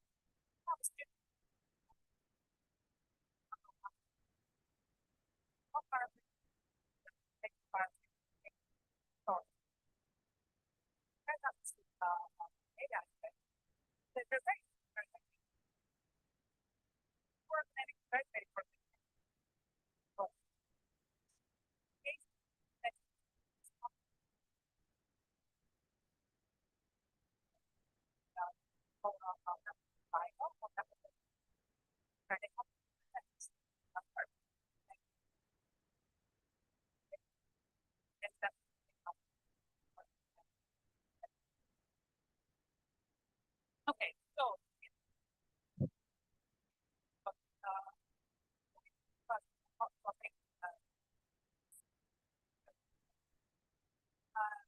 but in today, generate content, other methods based on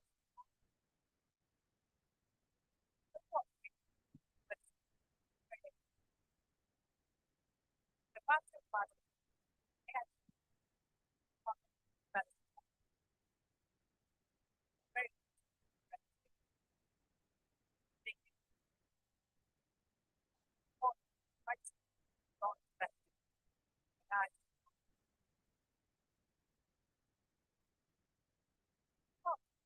great. So that's from our audit. But essentially we are going to think about that second thing. They ever that work.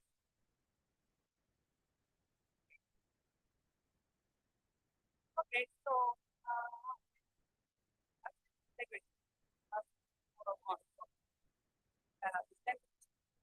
So in my myself, I am first I see of our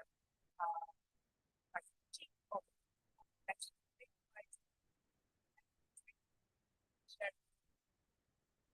but don't go criticizing on it. Well, don't go intense. Don't want to go to the rest of the behind. But do it and stress that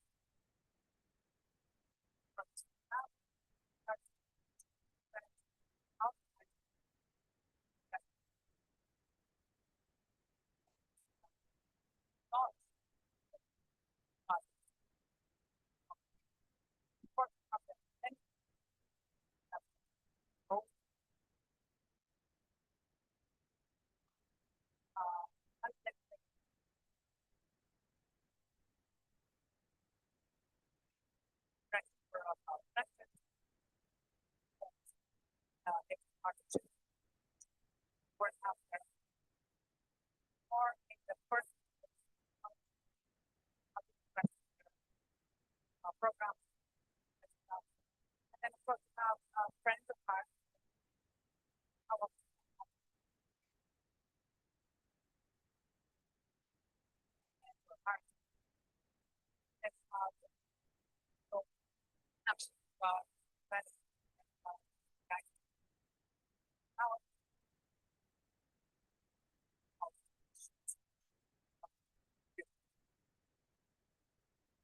ChatGPT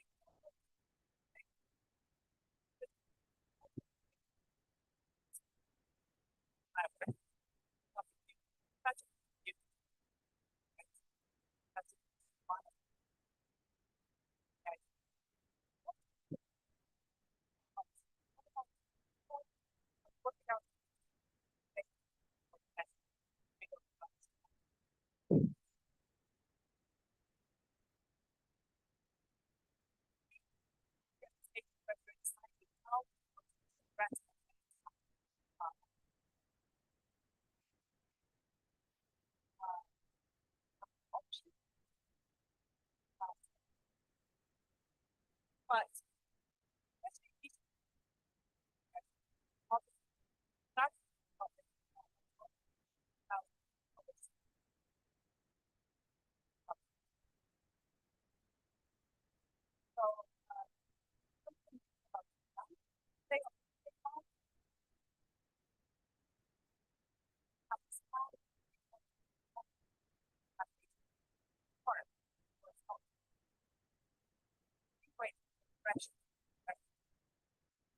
then we have where for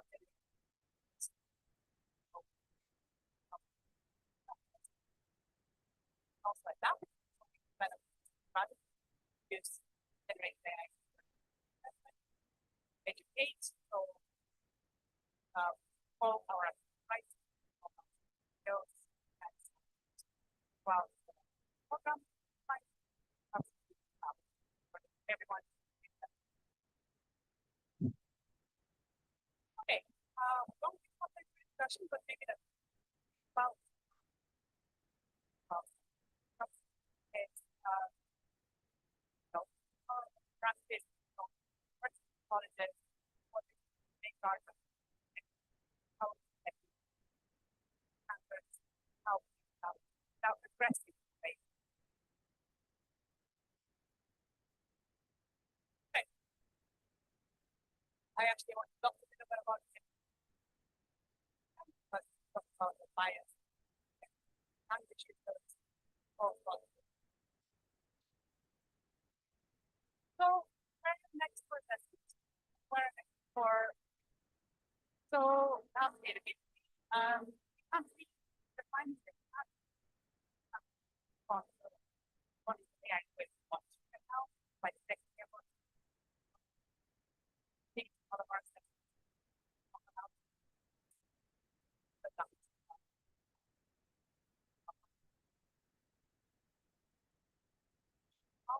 place where kind of step AI location or maybe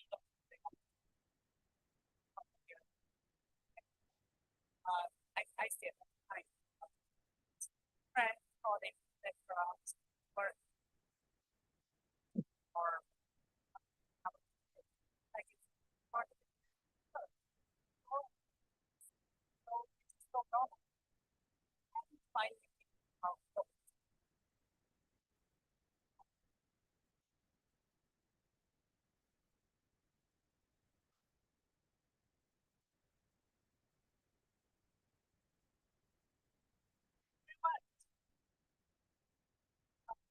much about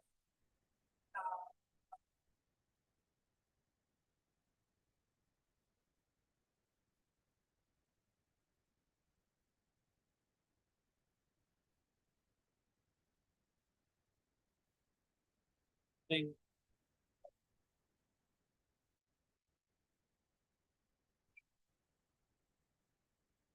I think here world outsource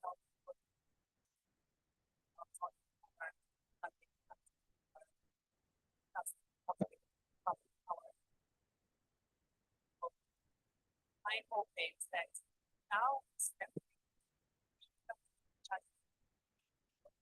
for me.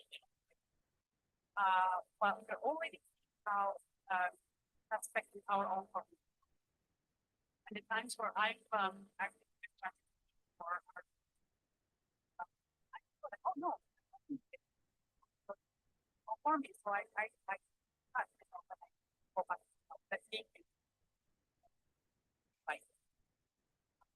I think maybe the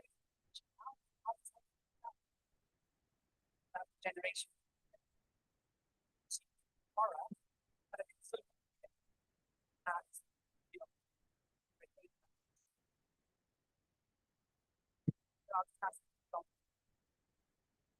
all of our At the moment, that's what happened. yeah, but I don't think that's going to stay for the next they're going to see that that's no good. Now, maybe that we can detect the percentage of the Yeah, so that is on the slides more, but there are tools starting to have its own tool. Not very reliable, there's out there from the, they're just not reliable. And personally, I don't think go down to the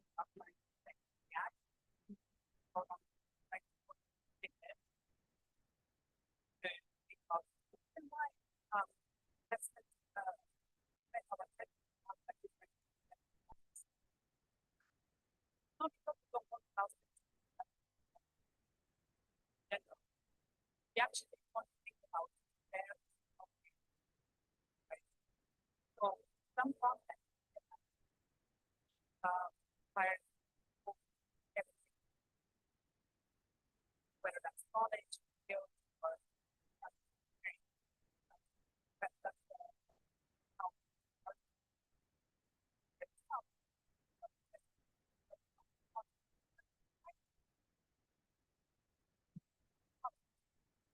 so uh, so my I how people have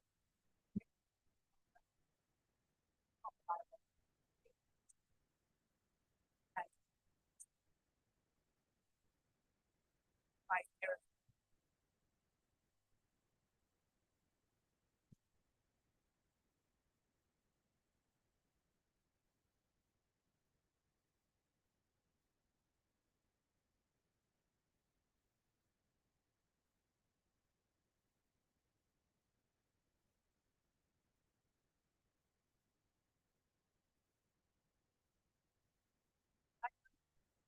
I can't answer that. I don't work or private level and that I don't have great better on I so I do think that we expect some level reference of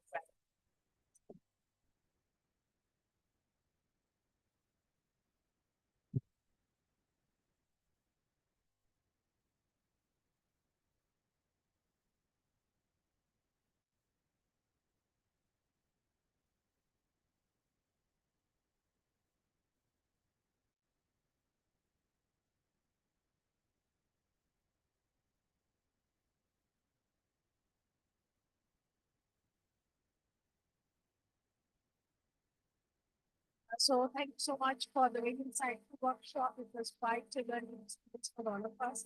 So my question to you is that at your university in particular, how do you train your students and the faculty in particular?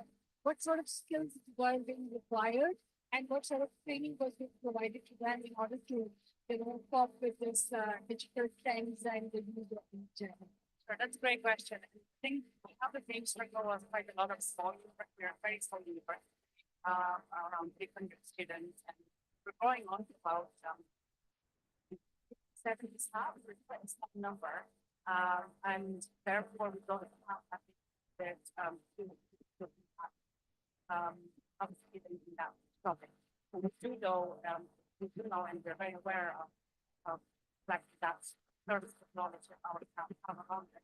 So we are members of various networks to provide training topic, and we have a monthly session. Very much encourage all of our staff to volunteer.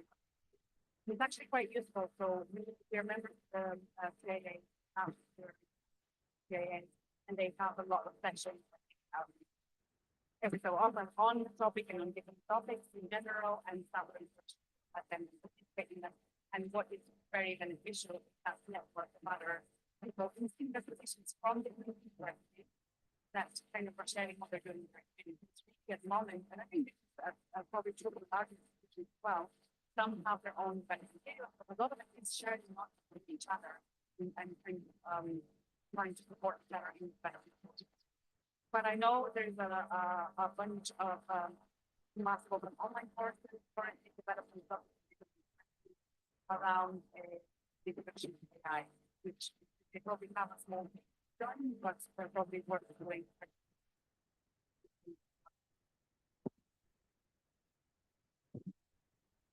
So I think we're out of time, unfortunately, but I'll be around after the conference. Thank you very much.